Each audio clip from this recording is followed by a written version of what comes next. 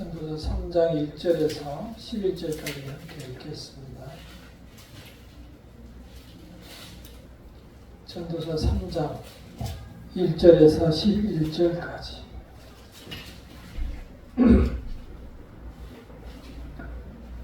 구약성경 950페이지 전도서 3장 1절에서 11절까지 함께 읽겠습니다. 시작.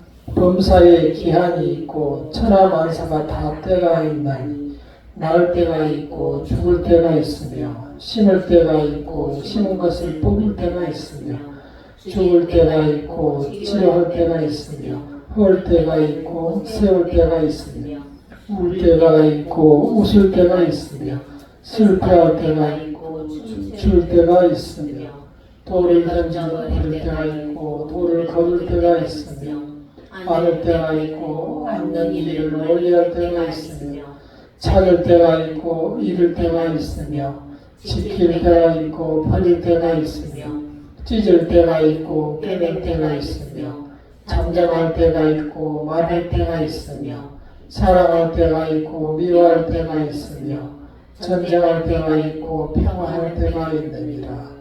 일하는 자가 그의 수고로 말미암아 무슨 이익이 있으랴. 하나님이 인생들에게 노고를 주사 애쓰게 하신 것을 내가 보았노라. 하나님이 모든 것을 지으시되 때를 따라 아름답게 하셨고 또 사람에게는 영원을 사모하는 마음을 주셨느니라. 그러나 하나님이 하시는 일의 시종을 사람으로 측량할 수 없게 하셨도다. 시종을, 하나님이 하시는 일의 시종을 사람으로 측량할 수 없게 하셨도다. 지금은 가을에 단풍이 절정을 이루며 많은 등산객들의 마음을 부드럽게 해주고 또한 편안하게 해주는 풍요한 그러한 계절이 됩니다. 여기 공원 위에도 주말이면 많은 사람들이 나와서 계절의 풍미를 맛보고 또 잘 쉬면서 자연을 감상하고 있습니다. 오늘 하나님께서 모든 일에 정한 때와 기한이 있다 라고 말한 그 이유가 무엇일까요? 우리는 하루하루를 분주하고 또 한 주일을 시간 가는 줄 모르고 살아가는 때가 많이 있습니다. 바쁜 사람들한테 모든 일에 때와 기한이 있다 이렇게 얘기하면 참 한가한 소리 한다 이렇게 할 수도 있습니다. 그럼에도 불구하고 하나님께서는 우리에게 분명하게 이 이야기를 들려주고 있습니다. 때가 있다. 사람들에게 기한이 있다. 하나님께서 자녀들에게 왜 이 말씀을 하셨는지 상고해 보도록 하겠습니다. 먼저 1절을 다시 한번 읽어보겠습니다. 1절 시작. 범사에 기한이 있고 천하만사가 다 때가 있나니. 때가 있다라고 하면은 우리는 그냥 평범하게 다 그렇지 이렇게 생각할 수 있습니다. 그렇지. 매년 봄이면 꽃이 피고 여름이면 녹음이 무성하고 가을이면 단풍이 지고 열매를 맺겠지. 그것은 하나의 자연현상이다 이렇게 생각할 겁니다. 또 하나님께서는 씨앗을 심을 때가 있고 거둘 때가 있다라고 말씀하고 있습니다. 역시 그것도 우리가 다 알고 있는 바다. 우리는 이렇게 하나님께서 우리가 알고 있는 이야기를 다시 하고 있는 그러한 이유를 우리가 되새겨 봐야 합니다. 왜냐하면 하나님께서 때를 알려줍니다. 우리가 특히 시험을 볼 때 1시간 시험을 보는데 10분 전 종이 울리고 5분 전에 또 종이 울립니다. 그러면은 시험 문제를 막 풀다가 시간을 보게 됩니다. 아, 시간이 다 됐구나. 5분 남았구나. 이제 정리를 해야 되겠구나. 이게 바로 기한입니다. 5분 후, 10분 후, 이것이 기한입니다. 우리가 이 이야기를 듣고도 판단을 하지 못하고 듣고도 무시하기 때문에 성경에 기록해서 말씀해 주고 있습니다. 하나님께서는 여러 가지 하나님께서 하시는 일을 이어서 말씀하십니다. 죽을 때가 있고 치료할 때가 있다. 징계할 때가 있고 회복시킬 때가 있다. 또 웃을 때가 있고 울 때가 있다. 하나님께서 허락하셔서 좋은 걸 주셔서 좋다고 소고기 사 먹을 때가 있고 또 일이 안 돼서 눈물을 짜야 할 때도 있다. 돌을 던져버릴 때와 다시 거둘 때, 이 말씀은 하나님께서 사람들을 버릴 때가 있고 또 다시 안아줄 때가 있다. 진노할 때가 있고 그 진노를 거둬들일 때가 있다라는 말씀을 이어서 계속 해주고 있습니다. 이렇게 일일이 나열해서 하나씩 말씀드리는 것은 모든 그러한 일들 속에서 매사 살아가는 울고 웃고 하는 희로애락 속에서 하나님께서 다 펼쳐가시는 일이 있다는 사실입니다. 그래서 우리가 기도를 하시는 거죠. 왜냐? 일이 잘 안 되고 어려우니까 도움을 요청하는 기도를 하는 것입니다. 하나님께서 보고만 계시는 것이 아니고 그러한 모든 우리가 살아가시는 과정 속에서도 주의 성령께서 함께하고 있다는 사실을 알려줍니다. 어린아이가 태어나서 걸어다니다가 학교를 다니면 다시 회사에 나가서 돈을 벌고 그러다가 결혼을 해서 또다시 아이를 낳고 또다시 늙어가면서 또다시 손주를 보게 되고 이렇게 때가 있어서 사람들이 그 때에 실려서 인생이 간다는 사실을 하나님께서는 분명하게 알려주고 계십니다. 그것이 바로 우리 사람들에게 있는 한계라는 것입니다. 그 한계를 아는 것과 모르는 것은 엄청난 차이입니다.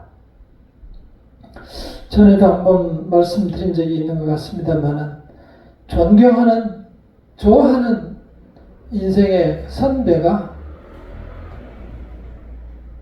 1년 전에는 전화 와가지고 왜 우리 딸 결혼한데 축의금을 안 냈어? 그러면서 전화를 하시다니. 그래서 제가 축의금을 드렸고 그 다시 1년 후에는 전화가 와서 내가 말기 폐암이라네. 그러면서 병원에서 6개월뿐이 못 산다네. 그러면서 하도 놀라고 기가 막혀서 울지도 못했다고 하면서 담담한 말로 저한테 전화를 해서였습니다. 말 그대로 그분은 전혀 몰랐었죠. 아주 활기차게 똑똑해서 자신있게 살아가던 그런 사람이었는데 그렇게 딱 정한 때가 기한이 되어버리면 그 기한이 되면 끝이 나는 거예요.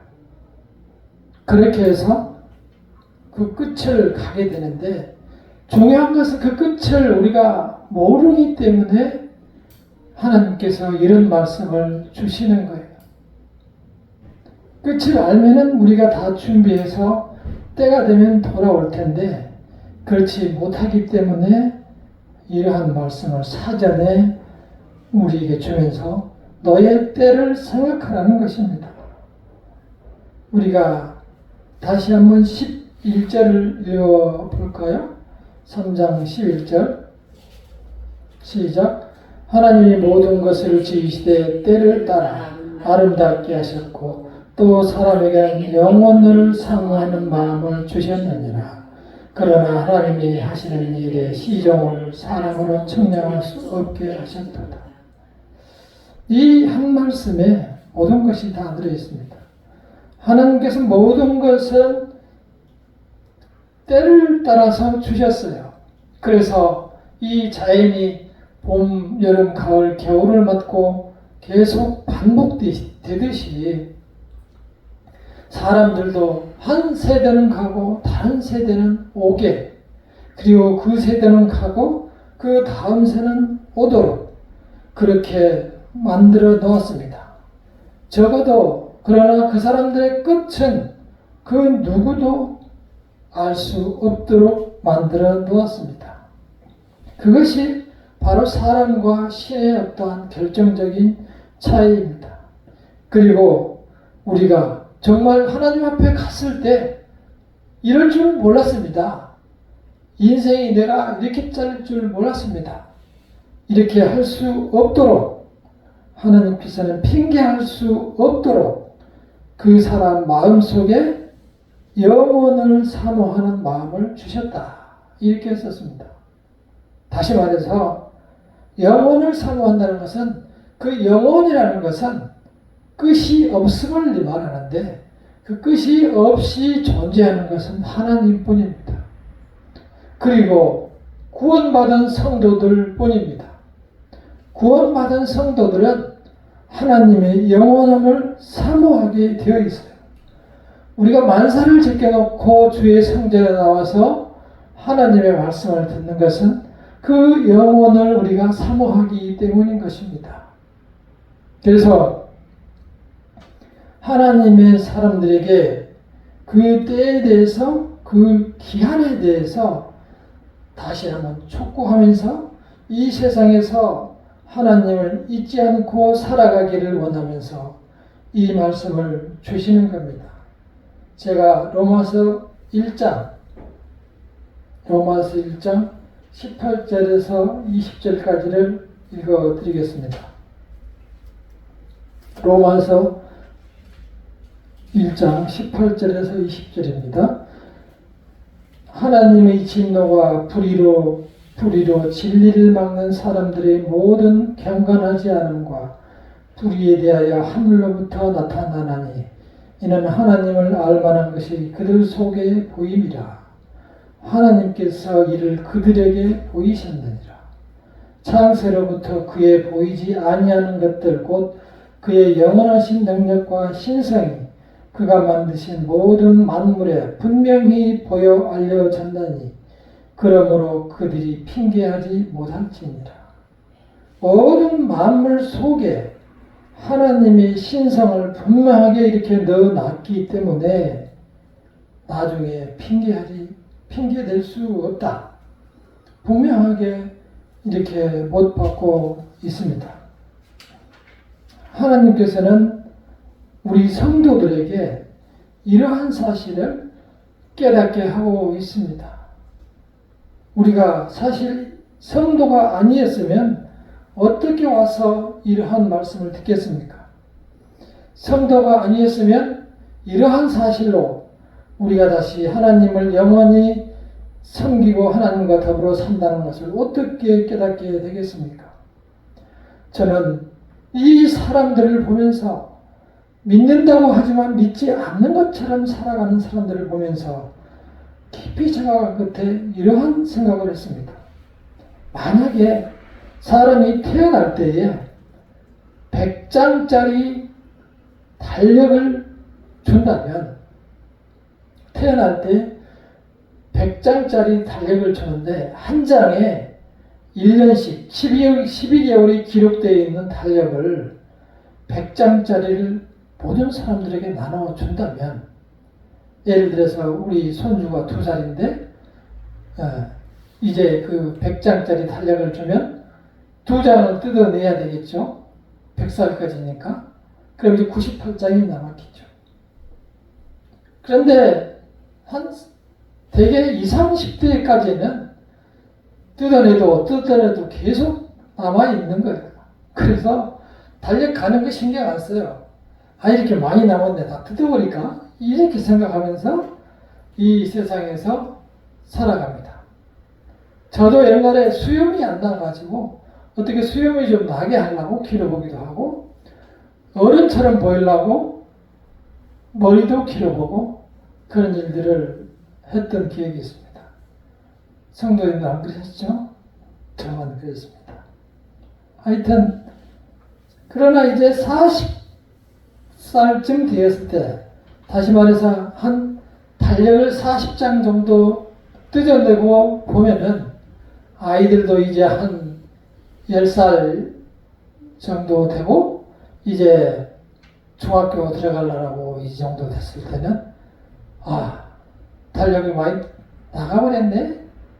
40장이 없어졌네? 나 이렇게 생각을 할 겁니다. 바쁘게 살다 보니까 달력 그렇게 나가버린지조차도 모르는 거죠. 아이들 먹여 살리느라고. 자, 60살쯤 되어가지고 만약에 달력에 60장이 떨어져서 나가버렸다. 매년 한 장씩 떼잖아요. 근데 오늘 보니까 다 떼어나가고 40장뿐이 안 남았는 거예요. 그렇다면 그것을 봤을 때 사람들이 어떤 생각이 들까요? 60장쯤 되면은, 60살쯤 되면은 달력은 40장 남았고, 그때 되면 내 인생이 육신이 늙어갑니다. 그래서 흰머리도 나고 주름살도 생깁니다. 그 상태에서 40장 남아있는 달력을 보게 되면 사람들이 그때부터 불안하고 두렵고 그래서 미쳐버립니다. 사람은 못 살게 됩니다. 왜냐?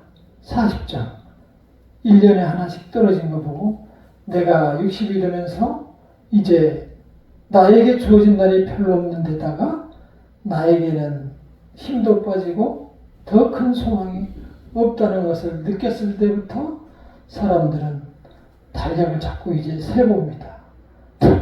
떨어질까 봐서 붙여놓고 위에다가 이제 안 떨어지게 하면서 살아갑니다. 두려우니까요.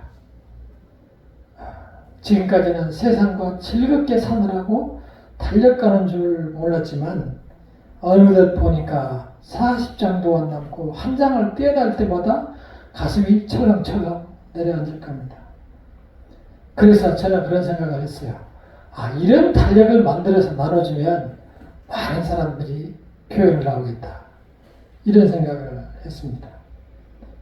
만약에 그렇게 달력을 만들면 다 버릴 거예요. 저기 쓰레기 버린 데 갖다 다 버려버릴 거야. 불안하거든. 그게 뭐냐면은 조금 전에 읽어드린 대로 사람들은 다 알아요. 자기들의 끝이 되는지 왜 모르겠어요. 얼마나 사람이 영악한데.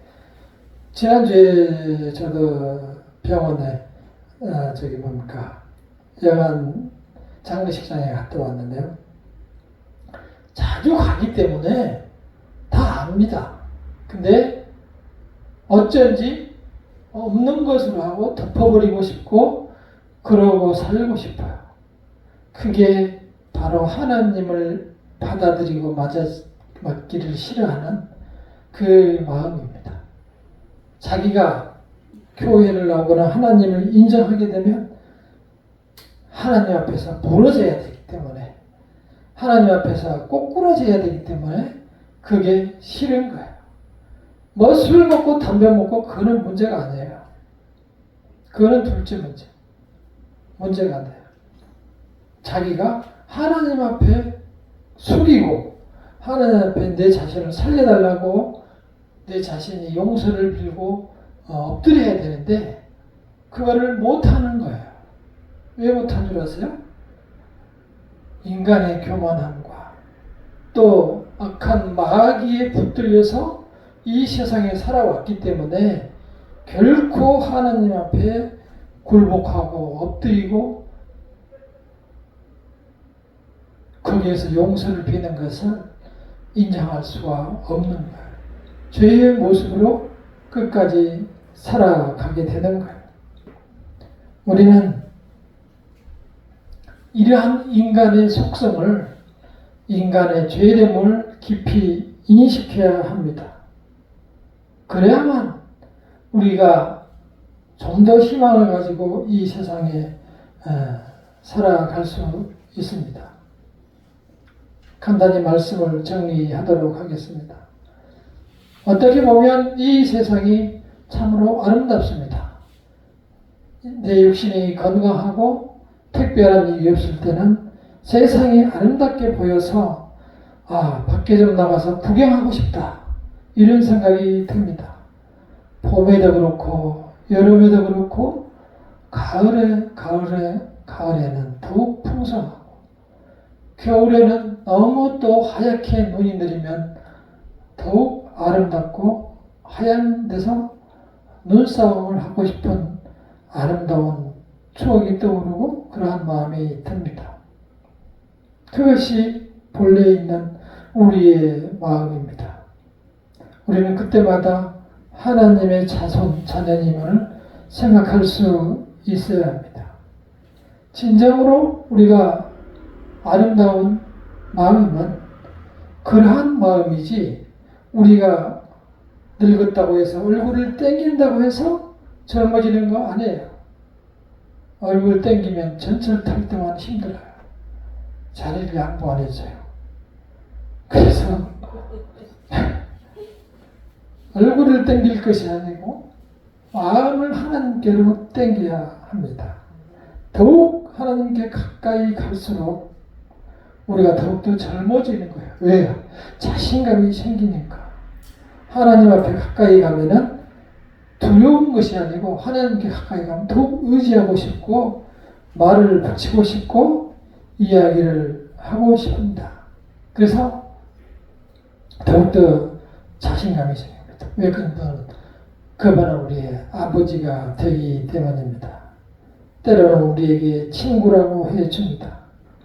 우리에게 매일 돌아오는 그 아침이 똑같은 해가 뜨기 때문에 우리는 하루가 또 돌아가고 1년이 지면 또 다시 1년이 돌아간다고 생각하지만 사실은 2023년, 2024년, 2025년 그렇게 해서 하나씩 우리의 달력을 뜯어가고 있는 것입니다.